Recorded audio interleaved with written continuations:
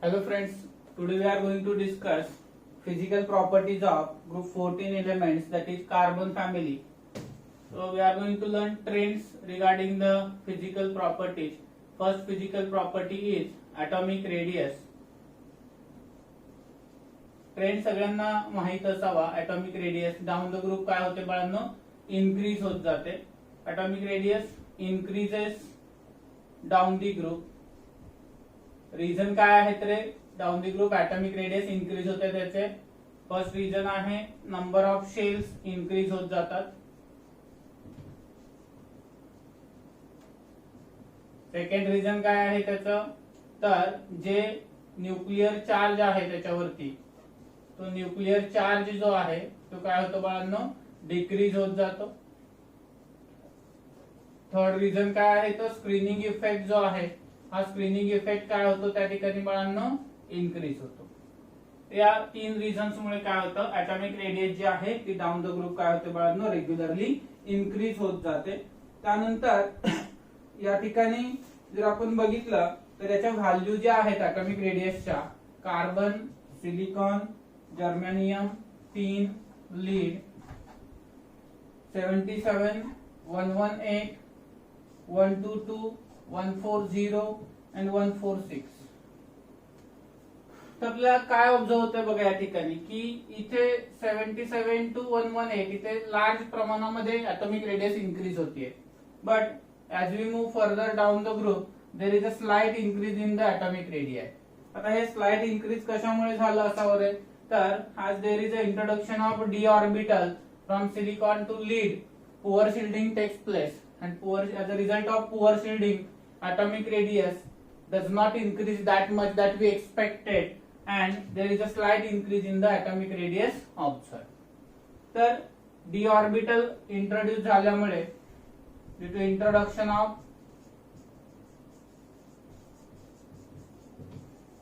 d orbitals from silicon onward, increase in atomic radius is very small.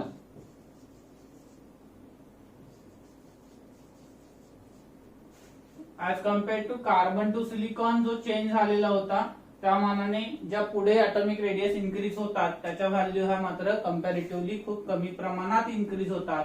Because D orbital introduce झाल्यामुळे D orbital काय करतं, poor shielding करतं. Poor shielding केल्यामुळे shell काय होणार, nucleus कडे अट्रॅक्ट होणार. As a result of which atomic radius जे व्हेरिएशन दाखवणार आहे ते खूप कमी प्रमाणात इनक्रीज होणार, बट कमी प्रमाणामध्ये इनक्रीज होणार. This is all regarding the atomic radius.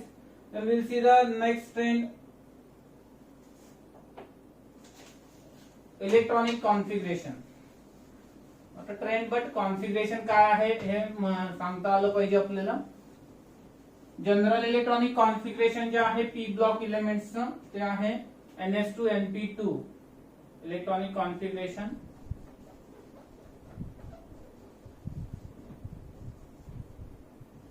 General electronic configuration ns2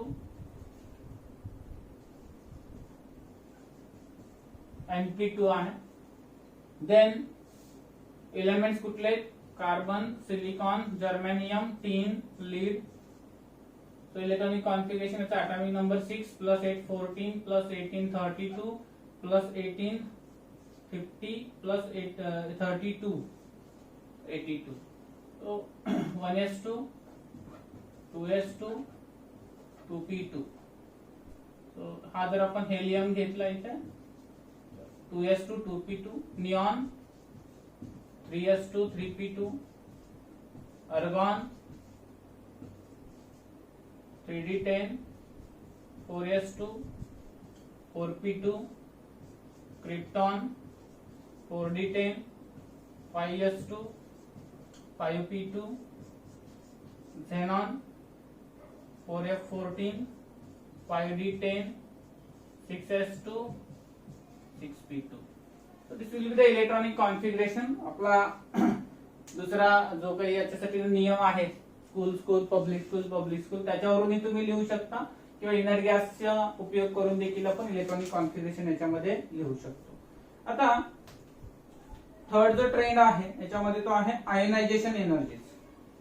तो आयनायझेशन एनर्जी ज्या आहेत ते आपल्याला या ठिकाणी कशा प्रकारे ट्रेंड व्हेरिएशन दाखवतात. नॉर्मली आपण काय सांगतो की ionization enthalpy down the group काय होते बाळांनो, डिक्रीज होते because atomic radius increases. As we all know, ionization enthalpy and atomic radius ज्या आहेत त्या एकमेकाला काय असतात बाळांनो, इनव्हर्सली प्रोपोर्शनल असतात. तर आपण जो ट्रेंड बघतो आहे तो आयनायझेशन एन्थाल्पीचा आहे. आपण काही व्हॅल्यूज बघूयात तर आपल्याला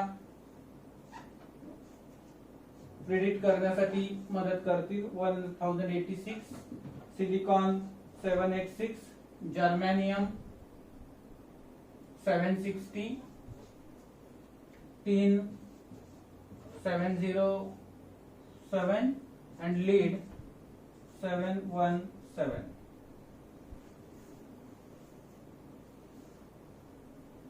आता या केस मध्ये थोडस आपल्याला एक्सेप्शनल ट्रेंड बघायला मिळतं.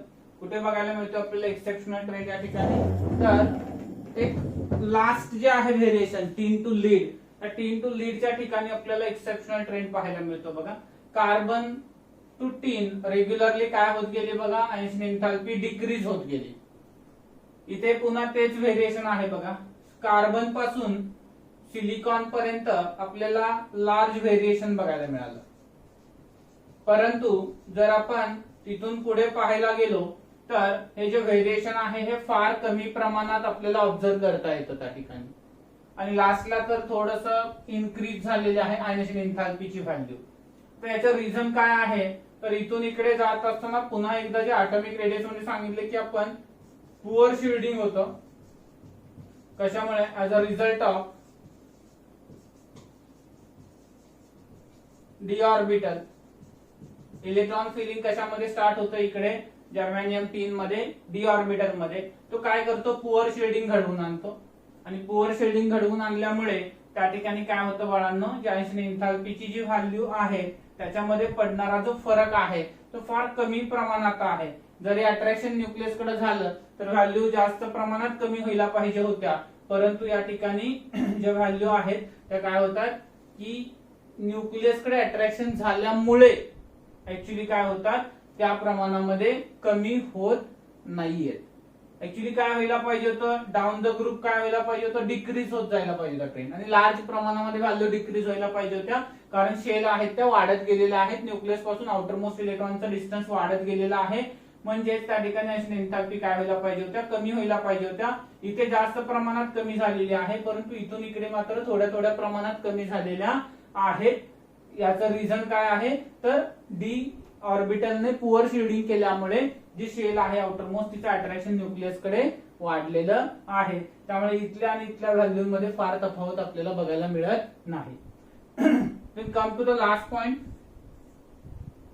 एक्सेप्शनल ट्रेंड आहे. त्याच्यामुळे क्वेश्चन याच्यावरती विचारला जाऊ शकतो की टीन आणि लीड याच्यामध्ये आयनायझेशन एन्थाल्पीची व्हॅल्यू जास्त कुणाची आहे. ऑब्विसली आयनायझेशन एन्थाल्पीची व्हॅल्यू जास्त कुणाची आहे बाळांनो, या ठिकाणी लीडची व्हॅल्यू ही ग्रेटर दॅन Sn आहे. Reason is very simple in single word, due to the lanthanide contraction. तर लॅन्थेनाइड कॉन्ट्रॅक्शन मध्ये काय होतं बाळांनो, तर या ठिकाणी पुन्हा 4f इलेक्ट्रॉन एंटर करतात. नाव FPDF ही ऑर्डर आहे कशाची, शिल्डिंग इफेक्टची. आणि जर पुअर शिल्डिंग घडवून आणलं कोणी लॅन्थेनाइड कॉन्ट्रॅक्शन मुळे, काय होतं की 4f इलेक्ट्रॉन जे आहेत ते काय करतात, सगळ्यात पुअर शिल्डिंग दाखवतात. त्यामुळे जे पीबी आहे बरोबर का, त्याचं न्यूक्लियस कडे अट्रॅक्शन काय होतं, फार जास्त प्रमाणामध्ये वाढतं. इकडे डी चं शिल्डिंग आहे आणि इकडं एफ चं शिल्डिंग आहे. तर या ठिकाणी एफ पुअर शिल्डिंग दाखवत असल्या कारणानं न्यूक्लियस कडे अट्रॅक्शन वाढतं. त्यामुळे त्यातला इलेक्ट्रॉन घालवण्यासाठी कंपॅरेटिव्हली लागणारी एनर्जी ही काय असते बाळांनो, जास्त असते कुणापेक्षा, लीड पेक्षा. सगळ्यांपेक्षा सॉरी टीन पेक्षा, सगळ्यांपेक्षा नव्हे, फक्त टीन पेक्षा लीडची व्हॅल्यू थोड्या प्रमाणात वाढते. Reason is lanthanide contraction due to the poor shielding of 4f electrons. समजतंय, एकदम सिंपल कन्सेप्ट आहे. देन फोर्थ ट्रेंड जो आहे तो आहे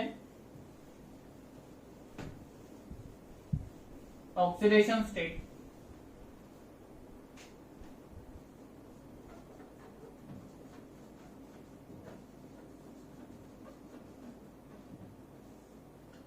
carbon, silicon, germanium, tin, lead. आता या सगळ्यांचे इलेक्ट्रॉनिक कॉन्फिगरेशन जे आहेत हे आपल्याला माहित आहेत की NH2 NP2 असे कॉन्फिगरेशन आहेत सगळ्यांचे.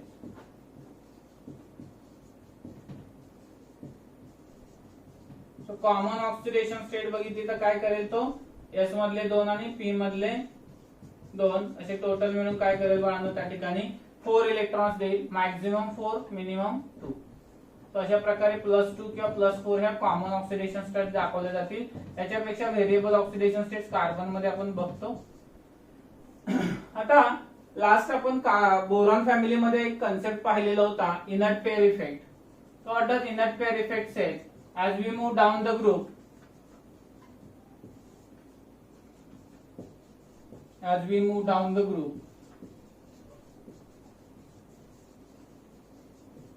tendency to donate pair of electron from S subshell decreases due to poor shielding of F electrons or F or D electrons, D or F electrons.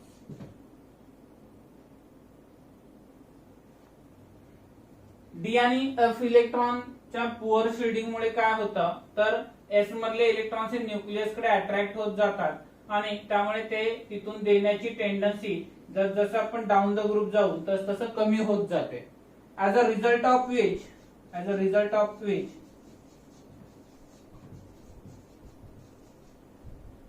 pair of electrons in S subshell as we move down the group remains inert. जसं आपण खाली जाऊ तसे हे pair of electron काय राहतात inert राहतात, त्या दिल्या जात नाहीत. त्यामुळे डाऊन द ग्रुप जर गेलो आपण तर जी +4 ची स्टॅबिलिटी आहे ती काय होत जाते डिक्रीज होत जाते आणि +2 ची स्टॅबिलिटी जी आहे ती काय होत जाते इन्क्रीज होत जाते. तर कॉमन ऑक्सिडेशन स्टेट्स इथे दाखवले जाणार आहेत कॉन्फिगरेशन नुसार त्या आहेत +2 आणि +4. परंतु डाऊन द ग्रुप आपण जात असताना ज्या एस मधल्या शेल्स आहे एस शेल मधले जे इलेक्ट्रॉन पेअर आहे ती इनर्ट राहते, ती रिएक्शन किंवा बॉन्डिंग मध्ये भाग घेत नाही. Because there is a poor shielding caused by the D and F electron, most inert pair effect is shown by the lead, where there is a shielding caused by the F electron, which is very poor as compared to the D electron caused in silicon, germanium, and tin. Then such a pair of electron is not available for the bonding, which remain intact, inert. In situation we obtain a oxidation state only +2 given by the 2 electrons of P shell आणि +2 ची stability म्हणून down the group काय होते increase होत जाते. परंतु वरती जर पाहिलं आपण तर 4ही इलेक्ट्रॉन हे डोनेशन साठी अवेलेबल असतात, बिकॉज त्या ठिकाणी शिल्डिंग जे आहे ते S आणि P शेल न केलेलं आहे ते इंटॅक्ट आहे, फर्म आहे आणि त्यामुळे तिथले इलेक्ट्रॉन मात्र इझिली रिएक्शन मध्ये भाग घेतात S सब शेल मधले, त्यामुळे ते त्या ठिकाणी दिले जाऊ शकतात. आणि म्हणून वरती +4 ची स्टॅबिलिटी मॅक्झिमम आहे, डाऊन द ग्रुप गेलो आपण तर +2 ची स्टॅबिलिटी इन्क्रीज होते. त्याच्यावरून लास्ट टाइम पण आपण क्वेश्चन्स बघितलेले होते, तसेच काही क्वेश्चन्स या ठिकाणी आपण डिस्कस करूया.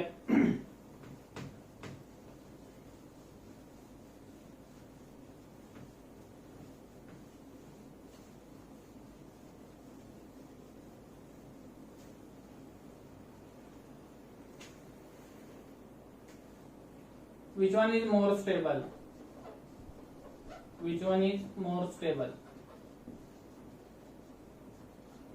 PbCl2 or PbCl4?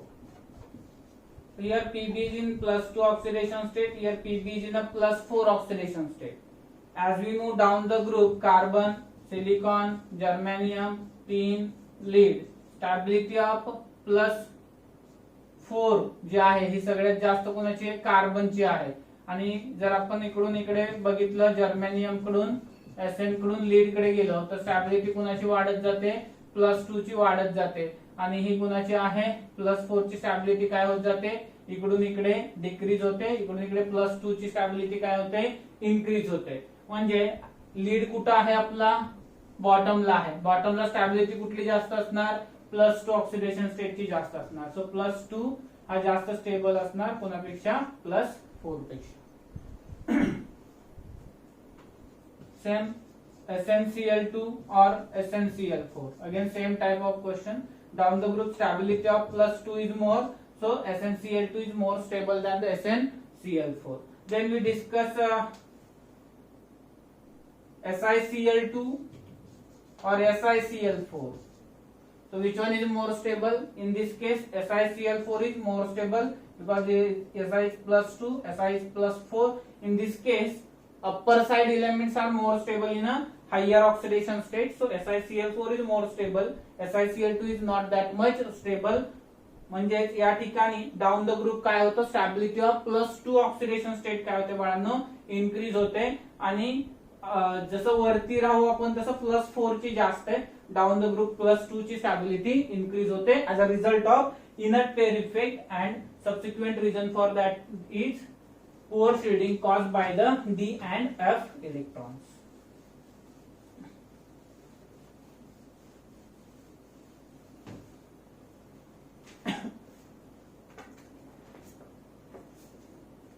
Next trend आहे बाळांनो इलेक्ट्रोपॉझिटिव्ह कॅरेक्टर और मेटॅलिक कॅरेक्टर. इलेक्ट्रोपॉझिटिव्ह कॅरेक्टर और मेटॅलिक कॅरेक्टर.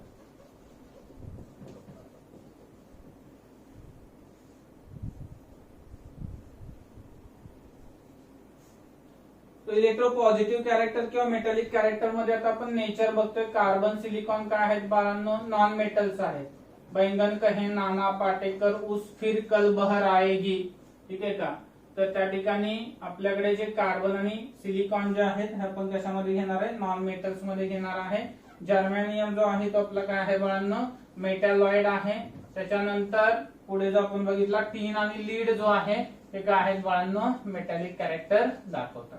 आता या केस मध्ये जर आपण बघितलं मेटॅलिक कॅरेक्टर जे आहे डाऊन द ग्रुप काय होतं बाळांनो, वाढत जातं. तर या केस मध्ये metallic character increases down the group while non metallic character काय होतं, decreases down the group. Non metallic character decreases down the group. So मेटलच्या सगळ्या प्रॉपर्टी लाईक कंडक्टिव्हिटी, मॅलेबिलिटी, डक्टिलिटी ज्या आहेत डाऊन द ग्रुप इन्क्रीज होत जातील. स्ट्रेंथ ऑफ रिड्युसिंग एजंट देखील down the group काय होत जाईल, इन्क्रीज होत जाईल. परंतु जे बाकीच्या प्रॉपर्टीज आहेत नॉन मेटॅलिक कॅरेक्टर ते मात्र काय होईल त्या ठिकाणी डिक्रीज होताना आपल्याला बघायला मिळेल. Then next with electronegativity value. Here we didn't observe a regular trend for electronegativity. Electropositive character समजलंय का बघा. डाऊन द ग्रुप मेटॅलिक और इलेक्ट्रोपॉझिटिव्ह कॅरेक्टर काय होतं बाळांनो, इन्क्रीज होत जातं.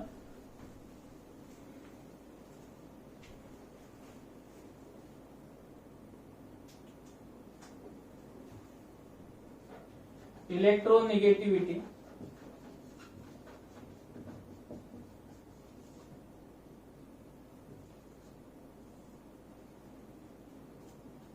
let's see the values. Carbon 2.5, silicon 1.8, germanium 2, Sn 1.7, Pb 1.6. We can observe that there is no regular change in the electronegativity. आता या ठिकाणी त्या व्हॅल्यूज आहेत त्या पुढे जसं गेलो आपण इकडे कार्बनची सगळ्यात हायएस्ट व्हॅल्यू आहे इलेक्ट्रोनिगेटिव्हिटीची. तिकडून गेलं तर बऱ्यापैकी कॉन्स्टंट व्हॅल्यूज आपल्याला पाहायला मिळतात. फार ड्रास्टिक चेंजेस बघायला मिळत नाहीत. तर हे कशामुळे होतात, तर डी आणि एफ ऑर्बिटल जे आहेत त्यांच्या पुअर शेडिंग मुळे काय होतं, या ठिकाणी ज्या इलेक्ट्रोनिगेटिव्हिटीच्या व्हॅल्यू ज्या आहेत त्या आपल्याला कॉन्स्टंट बघायला मिळतात. Not exactly constant but average बघितलं तर थोडंफार प्रमाणामध्ये 1.8, 1.7, 1.62 So these are values, nearly close values are there, and that values are nearly close due to the presence of d and f orbital which cause poor shielding. या ठिकाणी f orbital कुठे आहे, lead मध्ये आहे, आणि बाकी सगळ्यांमध्ये कोणतं ऑर्बिटल आहे, d ऑर्बिटल आहे. त्याच्या पुअर शेडिंग मुळे या ठिकाणी आपल्याला काय पाहायला मिळतं बाळांनो, तर ज्या इलेक्ट्रोनिगेटिव्हिटीच्या व्हॅल्यूज आहेत त्या कॉन्स्टंट पाहायला मिळतात. इथपर्यंत समजलंय का बघा.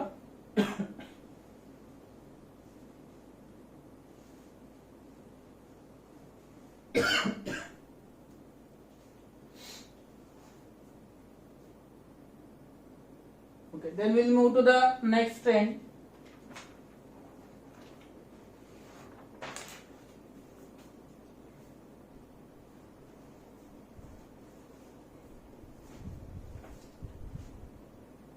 Melting point and boiling point.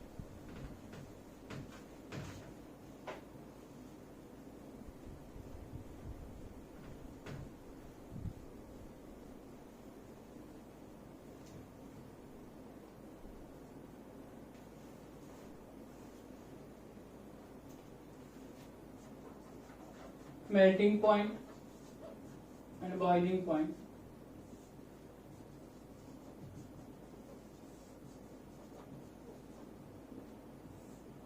तो मेल्टिंग पॉइंट आहे, व्हॅल्यूज बघा, carbon, silicon, germanium, tin, lead 4373 kelvin, 1693 kelvin, 1218 kelvin, 505 and 600 kelvin. त्यानंतर बॉइलिंग पॉइंटच्या व्हॅल्यूज कार्बन साठी नाहीये आपल्याकडे. सिलिकॉनची जी व्हॅल्यू आहे ते 3550 केल्विन आहे, 3123 केल्विन आहे, 2896 केल्विन आहे, आणि 2024 केल्विन अशी व्हॅल्यू आहे.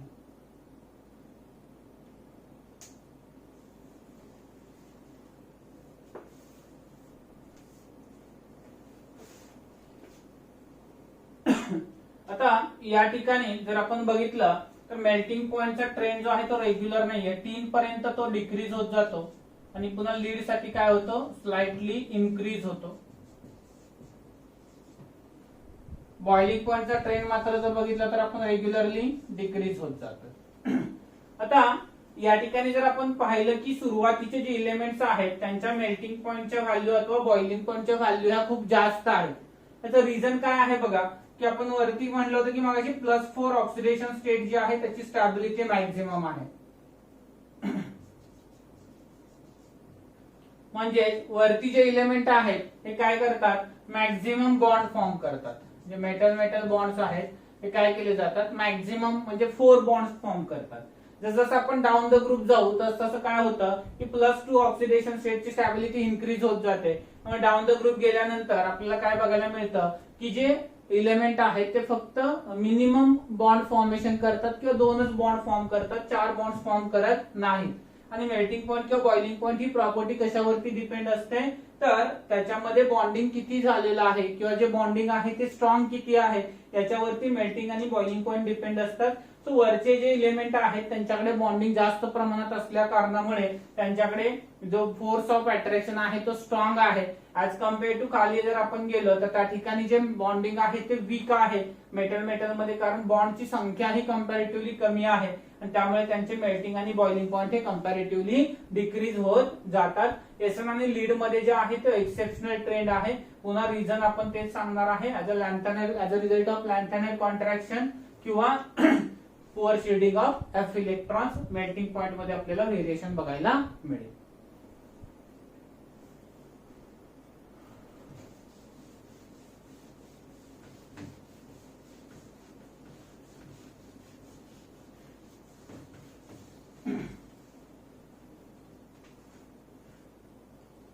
नेक्स्ट प्रॉपर्टी आहे बाळांनो ह्याच्यामधली डेन्सिटी.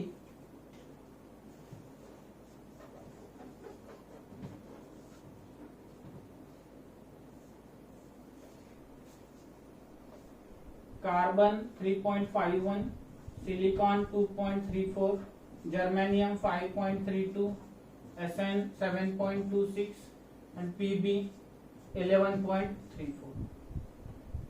तर या ठिकाणी बघितलं तर कार्बन जर सोडला आपण तर सिलिकॉन पासून पुढे रेग्युलरली काय होते, डेन्सिटी इन्क्रीज होत जाते. The density of element of group 14 increases with increase in atomic radius except carbon. आता हे जे आहे हे कशामुळे होतं, दिस attributed to the greater and steady increase in atomic mass compared to the increase in atomic size of this group.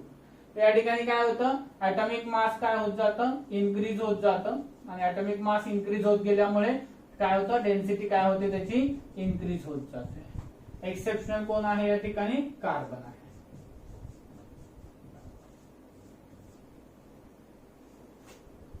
समजते का बघा, कार्बन एक्सेप्शन आहे. लिक्विड जर्मेनियम आणि सॉलिड जर्मेनियम मध्ये लिक्विड जर्मेनियम जो असतो त्याची डेन्सिटी जास्त असते, more dense than solid germanium. As compared to the solid germanium, liquid germanium जो आहे तो मोर डेन्स असतो, डेन्सिटी त्याची जास्त असते. नेक्स्ट मोस्ट इम्पॉर्टंट प्रॉपर्टी आहे ॲलोट्रॉपी.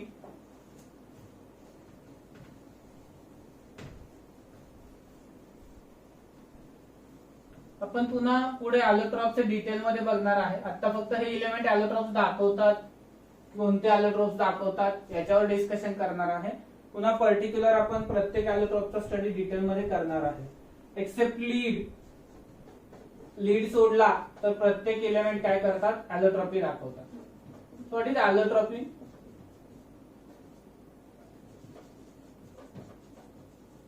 एकच इलेमेंट एकापेक्षा जास्त फॉर्म मध्ये सापडणं त्याला आपण काय म्हणतो, ॲलोट्रॉपी असं म्हणतो. Except lead all element shows allotropy. जसं की कार्बन आहे तर कार्बनचे दोन प्रकारचे ॲलोट्रॉप्स आहेत, एक अमॉर्फस आहे आणि क्रिस्टलाइन आहे. आता याच्यामध्ये diamond, graphite, coal, charcoal, lamp black असे जे फॉर्म्स आहेत ते सगळे मिक्स दिलेले आहेत या ठिकाणी.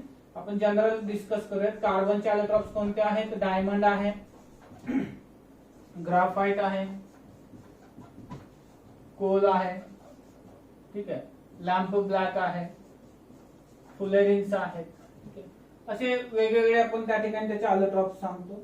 त्याच्यानंतर सिलिकॉन जो आहे, हा सिलिकॉन जो आहे तो दोन फॉर्म मध्ये एक्झिस्ट होतो. एक क्रिस्टलाइन, क्रिस्टलाइन मध्ये तो ग्रे कलरचा असतो, तर तो दुसऱ्या फॉर्म मध्ये म्हणजे अमॉर्फस फॉर्म मध्ये जर बघितलं आपण तर अमॉर्फस फॉर्म मध्ये त्याचा जो कलर आहे तो ब्राऊन असतो. तर त्यानंतर जर्मेनियम जो आहे त्याचे देखील दोन ॲलोट्रॉप्स आहेत. एक आहे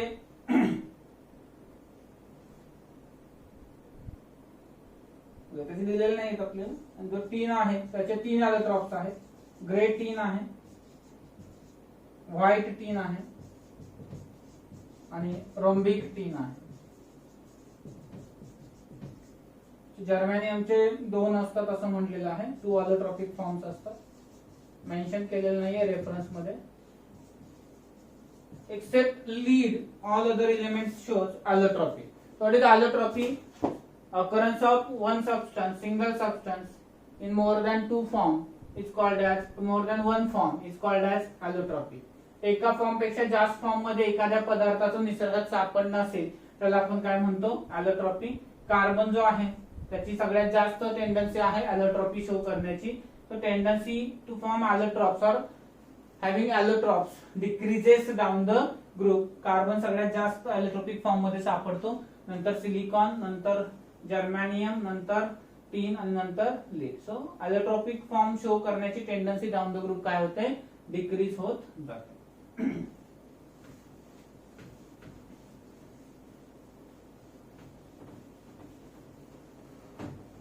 लास्ट फिजिकल प्रॉपर्टी आहे कॅटिनेशन.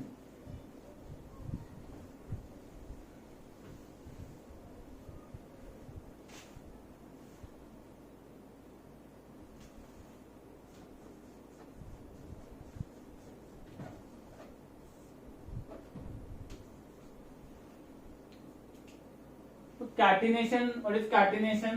Ability to self link. Ability to self link is called as catenation. To form state chains to form branches or to form ring like structure. So this ability is called as a कॅटिनेशन. या ऍबिलिटीला आपण काय म्हणतो? कॅटिनेशन. I think 10th मध्ये तुम्हाला कुठेतरी ऑर्गॅनिकचा जो part आहे तो ऑर्गॅनिकच्या पार्ट मध्ये हे झालेलं असेल की कॅटिनेशन प्रॉपर्टी म्हणजे नक्की काय आहे, किंवा ऍबिलिटी जी आहे कार्बनची to form straight chain, branch आणि रिंग फॉर्म, त्याला आपण काय म्हणतो? कॅटिनेशन असं म्हटलेलं होतं. तुम्हाला काय वाटतंय बघा, डाऊन द ग्रुप हा ट्रेंड काय होत जाईल? विचार करा थोडा.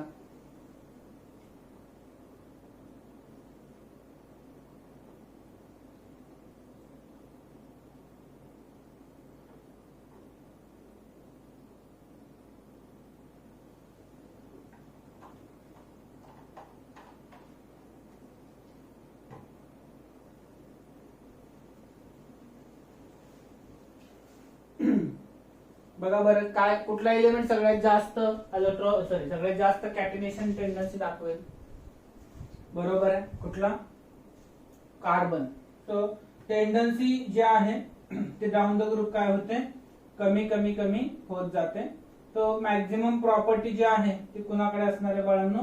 कार्बनकडे असणार आहे. कशाची? कॅटिनेशनची. देन जे आहे ते पुढे पुढे जाऊ आपण तसं डिक्रीज होत जाणार आहे. आता या केस मध्ये जर आपण बघितलं, tendency decreases down the group, but why? काय रिझन आहे एक्झॅक्टली? तर या ठिकाणी जी प्रॉपर्टी आहे ती कशामुळे आहे बघा, तर मेटल मेटल बॉन्ड एनर्जी जी आहे ती फ्रॉम कार्बन टू लीड काय होते? डिक्रीज होते. कार्बन जास्त का सेल्फ लिंकिंग दाखवतो? त्याचं पण एक पर्टिक्युलर रिझन आहे बघा. कार्बन कार्बन मधला बॉन्ड जर विचारात घेतला आणि कार्बन आणि अदर इलेमेंट मधला बॉन्ड जर आपण विचारात घेतला तर यांच्या एनर्जी ज्या आहेत ह्या अप्रॉक्सिमेटली सेम आहेत. त्यामुळे कार्बनला जो बॉन्ड कार्बन सोबत फॉर्म करायचा आहे तो त्यानं दुसऱ्या इलेमेंट सोबत बॉन्ड फॉर्म केलेला आहे त्याच्या सारखाच आहे, आणि त्यामुळे काय होतं बाळांनो, त्या ठिकाणी त्याला कार्बन सोबत म्हणजे स्वतः सोबत लिंक व्हायला काही प्रॉब्लेम येत नाही.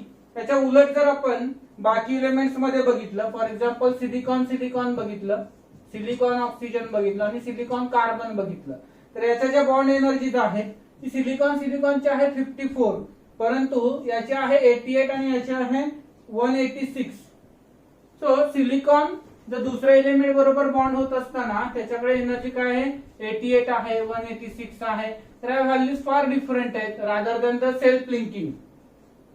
म्हणजे या ठिकाणी carbon have ability to self link because तो दुसऱ्या एलिमेंट सोबत बॉन्ड करताना जेवढी एनर्जी त्याला त्या ठिकाणी असते बॉन्ड एनर्जी, तेवढीच एनर्जी कार्बन कार्बन साठी पण असते.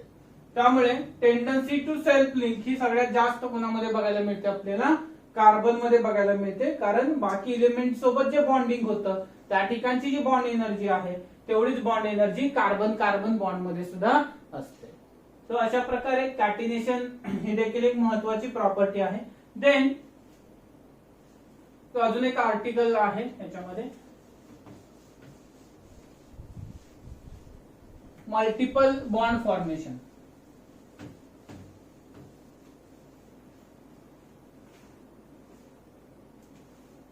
ठीक आहे, 11th प्रॉपर्टी आहे approximately multiple bond formation. Multiple bond formation जे आहे हे आपण कशा पद्धतीने एक्सप्लेन करू शकतो बघा.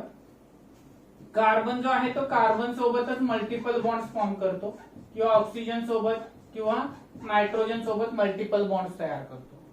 परंतु या ठिकाणी जे ऑर्बिटल्स आहेत मल्टिपल बॉन्ड फॉर्म करताना ते पाय ऑर्बिटल वापरले जातात. कुणाचे? दोन्ही इलेमेंटचे. त्याच्यामध्ये सुद्धा कुठलं ऑर्बिटल वापरलं जातं? पी पाय ऑर्बिटल वापरलं जातं. सो कार्बनची टेंडन्सी जी आहे ती काय आहे बाळांनो? पी पाय मल्टिपल बॉन्ड फॉर्म करण्याची टेंडन्सी आहे.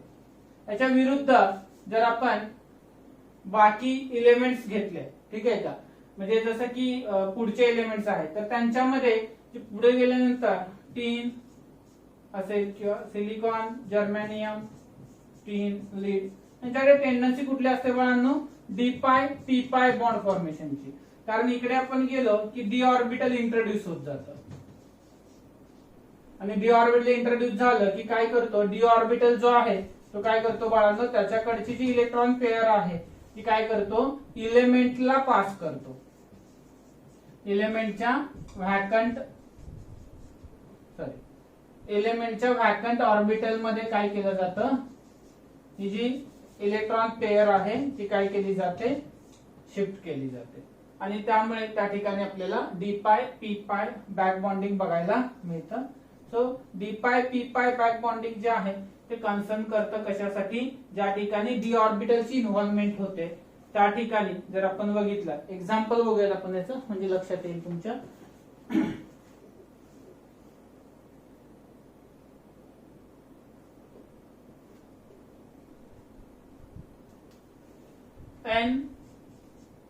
NSiH3 थ्राइस सिलेन्स आहे.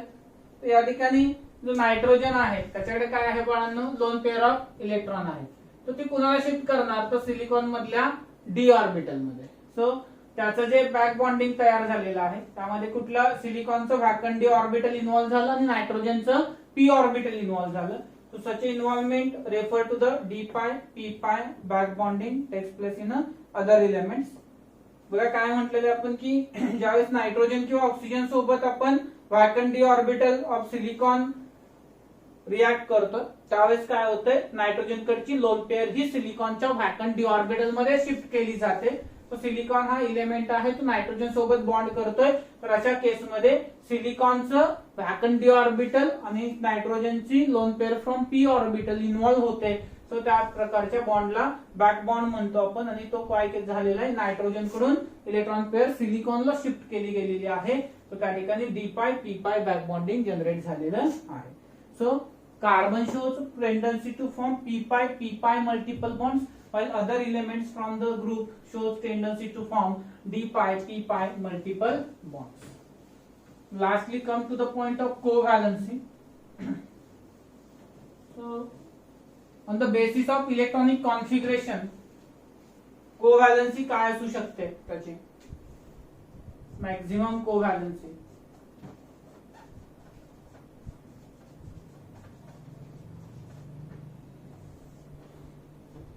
Carbon electronic configuration 1s2 2s2 2p2. as per this आपण इथे शेल्स कशा लिहू शकतो बघा, हेलियम कम्प्लीट कॉन्फिगरेशन आहे 1s2 2p2. ठीक आहे, करेक्ट आहे का, नाही इनकरेक्ट आहे, 2p2. अशा पद्धतीने कॉन्फिगरेशन दिलं आपण. आता याच्यामध्ये हा मॅक्झिमम काय करू शकतो, एक इलेक्ट्रॉन अजून इकडे शिफ्ट करू शकतो. आणि मॅक्झिमम याची कोव्हॅलन्सी किती पर्यंत एक्सटेंड होऊ शकते, 4 पर्यंत होऊ शकते.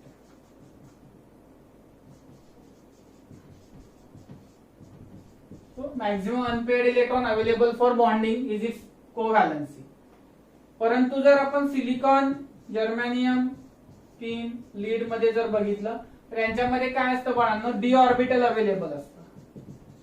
तर इथं जसे हे 4 इलेक्ट्रॉन्स आहेत, एस मधले 1 आणि पी मधले 3, तसे त्यांच्याकडे असतात. त्यासोबतच डी मध्ये देखील तो काय करू शकतो, अजून 2 इलेक्ट्रॉन्स किंवा 2 ऑर्बिटल अवेलेबल करून घेऊ शकतो, कशासाठी, बॉन्डिंग साठी. आणि त्यामुळे या ठिकाणी जे मॅक्झिमम कोव्हॅलन्सी येणार आहे या बाकीच्या इलेमेंटची, ते मॅक्झिमम कोव्हॅलन्सी किती येते त्यांची 6 पर्यंत एक्सटेंड करता येते. As a result of presence of empty और filled D orbital, maximum covalency from silicon to lead can be extended up to the 6. while for carbon it remains only up to the 4 due to the absence. म्हणजे असा question विचारला जातो, in carbon covalency cannot be extended beyond 4 due to the absence of d orbital. Carbon cannot extend its covalency beyond 4. 4 च्या पुढे तो त्याची कोव्हॅलन्सी extend करू शकत नाही. रिझन काय आहे त्याचं, d ऑर्बिटल absent आहे. while असंही विचारलं जाईल, silicon to lead maximum covalency 6 because d orbital is present, so covalency can be extended from 4 to 6 for the silicon to lead. ठीक आहे. लेक्चर्स ही आपण कन्सेप्ट वाइज घेतोय, आपण टाइम स्लॉट लावत नाही की this lecture will be of 20 minutes 30 minutes 50 minutes or 60 minutes. Some lectures I posted up to the 52 minutes 56 minutes. Some lectures are there which are of 28 minutes 30 minutes. We are focusing on completion of article at a time. एक article start केलंय तर ते कसं complete होईल त्या एका particular lecture मध्ये याच्यावरती आपण फोकस करतोय. पण घड्याळ लावून कुठलंच लेक्चर बनवत नाही की ते 40, 50, 60 मिनिटाचं आहे. कधी रिक्वायरमेंट असेल तर ते 48 मिनिट्स पण जाते. आम्हाला 40 मिनिटचे लेक्चर बनवायला सांगितले, परंतु जिथे रिक्वायरमेंट आहे there we will extend the lecture. But if lecture finishes before 40 minutes also we can't do anything, because there are certain criteria की एक कन्सेप्ट आहे तो कम्प्लीट झाला पाहिजे तिथे. असं नाही की मी उगाच पुढचं काहीतरी चालू करायचं, मग मला ते लेक्चर पोस्ट करतानाही प्रॉब्लेम असतो की मी त्या लेक्चर मध्ये टायटल काय पोस्ट करायचे, की मी हे कशावरती लेक्चर तुमच्यासाठी घेतलेलं आहे. तर अशा पद्धतीने आपण एक पर्टिक्युलर आर्टिकल वाईज जाऊयात. दुसरं, काही लोकांचं पटकन अभ्यास करून होतंय, काही लोक फार प्रामाणिकपणे अभ्यास करतायत, त्यांना काही अडचण नाहीये. परंतु जे काही लोक आहेत अजून त्यांनी बघायला सुरुवात नाही केलेली, असेही काही लोक सापडतात. तर अशा केसमध्ये व्ह्यूज जे आहेत, आपण तुम्ही सगळ्यांनाही दिसत आहेत की रिसेंट जे लेक्चर्स पोस्ट केले त्याचे व्ह्यूज बघा किती कमी आहेत. म्हणजे या केसमध्ये आपल्याला हे ऑब्झर्व होते की सगळेजण अजून आपल्या बरोबर नाहीयेत. सो मॅक्झिमम लेक्चर्स प्लेस करणं हा ह्याच्यावरचा उपाय नाहीये. दुसरं एक आहे की बघा, काही लोकांचा अभ्यास जर ऑलरेडी झालेला असेल, for them I can suggest one thing की तुमचा ऑर्गॅनिक बॅकलॉग वरती आहे. So there are other videos, other institute videos are there, not from Karad, but from जसे की अनअकॅडमीज आहे किंवा अजून कुठल्या अकॅडमीज आहेत स्टँडर्ड फॉर्म मध्ये. So you can thoroughly go with that also side by side. So you can complete your organic syllabus, because we don't know when college is going to start. It may all of them saying की it may take up to September. सो 3 months अजून आहेत त्याच्यासाठी. परिस्थिती खरंच फार गंभीर आहे. कराडमध्ये काही भरपूर इश्यूज आहेत लेक्चर्स आपण टाकताना. नेट प्रॉब्लेम आहे, इथं असणारे जे वातावरण आहे, तुम्ही सगळे घरी आहात, म्हणजे थँक्स टू गॉड की तुम्ही वेळेच्या आधी सगळे घरी पोहोचलात. We still are here with our families with feared minds. आतून काय भीती आहे काय नाही, just we can't show you here. परंतु as a family person there are lot of issues in Karad right now. So थोडं काळजी घेतोय आम्ही सगळे, परंतु तुम्हाला माहिती की आतून भीती काय असते. आणि सगळे आम्ही इथं आहोत, सेफ आहोत, परंतु स्टील भीती आहे आतमध्ये. संख्या जशी वाढते, जशी बातमी येते, तसं टेन्शन वाढत जातं. So we are trying our best for all of you. Cooperate आणि थोडंसं काळजी घ्या स्वतःही. आणि मी म्हणतोय तसं की लास्ट टाइम मी क्लासेसमध्ये पण तुम्हाला सांगितले की व्हेनेवर तुम्हाला शक्य आहे तर तुम्ही काय करा की एक सेक्शन आपला पाठीमागे राहतोय. Due to certain net problem JP sir is unable to post their videos. So you can start seeing videos of organic chemistry from other side. So your syllabus can be completed. Okay, I am going to request Patil sir or Ligade sir regarding this. If he permitted, then I will openly say you for particular links in that videos that you can do it. Okay, so take care all of you. आणि काही चुकत असेल तर माफ करा. आम्ही आमच्या पद्धतीने बेस्ट प्रयत्न करतोय. तुम्ही काळजी घ्या, व्यवस्थित राहा. थँक्यू.